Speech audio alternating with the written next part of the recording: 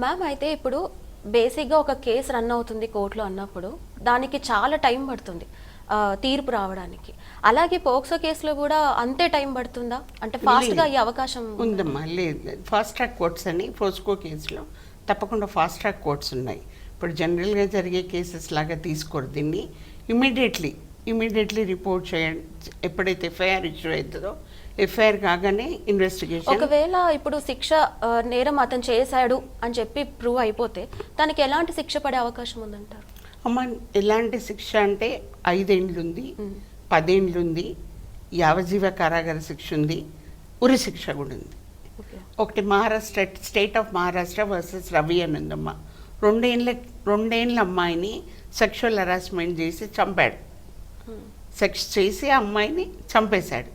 అతనికి యావజ్జీవ కారాగార శిక్ష కాకుండా ఉరి శిక్ష పడ్డది. అది ఇమీడియట్లీ విదిన్ 6 months లోపల జడ్జిమెంట్ వచ్చింది. ఎందుకంటే అది ఫాస్ట్ ట్రాక్ కోర్ట్. ఒక 2 ఏళ్ళ అమ్మాయికి ఏం తెలిసి ఉంటుందమ్మా? తల్లి పక్కన పడుకున్న అమ్మాయిని తీసుకెళ్ళి సెక్షువల్ హెరాస్మెంట్ చేసి ఆ హెరాస్మెంట్లో అమ్మాయికి ఏం తెలియకుండా ఆ అమ్మాయి ఆ విధంగా చనిపోవడం కూడా జరిగింది కాబట్టి ఆ 2 ఏళ్ళ అమ్మాయికి 6 months లోపల పనిష్మెంట్ వచ్చింది.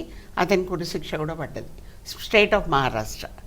ఈ విధంగా జరుగుతుంది. కొందరికి అంటే దాన్ని బట్టి సీని అంటే ఎంతెంత సివియర్గా ఉందో ఆ సివియారిటీని బట్టి కూడా పనిష్మెంట్స్ చెప్పగలగాలి. సివియారిటీ ఎంత ఉంది ఏంటి. 6 నెలలు పడవచ్చు, 6 ఏళ్ళు పడవచ్చు, 3 నెలలు పడవచ్చు, 3 ఏళ్ళు పడవచ్చు, లేకపోతే యావజ్జీవ కారాగార శిక్ష కూడా వేయచ్చు. దాన్ని బట్టి కూడా ఉంటుంది. రీసెంట్లీ కూడా ఒక చిన్నానమ్మ, ఇప్పుడు మేడం చెప్పినట్టు మనం ఎప్పుడైతే ఇంట్లో ఫ్యామిలీ వాళ్ళనే నమ్ముతాం, మనం వాళ్ళే చేస్తారు నిజంగా. నిన్న ఒకటి యూట్యూబ్లో చూస్తుంటే, ఫేస్బుక్లో చూస్తుంటే సొంతం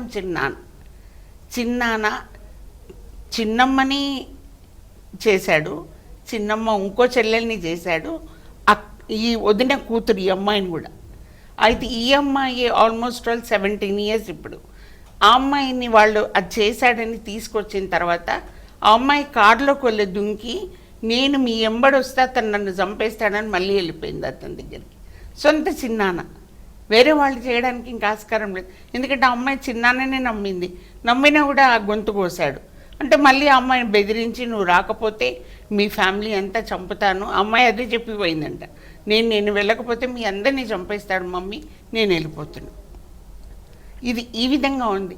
అది డెఫినెట్లీ ఆ అమ్మాయి ఇంకోటం ఇందులో మనం అన్నాము ఫ్రెండ్లీ అని మేడం చెప్పారు కాబట్టి నిజంగా అది మనం కంప్లైంట్ ఆ అమ్మాయి ఏనక్కర్లేదు, మదరు, అమ్మాయికి సంబంధించిన రిలేటివ్స్ ఎవరన్నా కానీ కంప్లైంట్ ఇవ్వచ్చు. ఆ కంప్లైంట్ రాసుకోవడానికి భయపడితే మనం పిఎస్కి వెళ్ళనక్కర్లేదు. వాళ్ళకు ఒక కంప్లైంట్ మనం మెసేజ్ ఫార్వర్డ్ చేస్తే వాళ్ళే వస్తారు మన దగ్గరికి. వచ్చి ఆ కంప్లైంట్ అంతా డ్రాఫ్ట్ చేసుకుంటారు. అంటే ఆ అమ్మాయితో మాట్లాడి ఏ విధంగా ఏంటి అందరితో అడగకుండా పక్కన పిలిచి అడిగి చేసి అన్నీ డ్రాఫ్ట్ చేసుకొని అప్పుడు కేసు బుక్ చేస్తారమ్మా.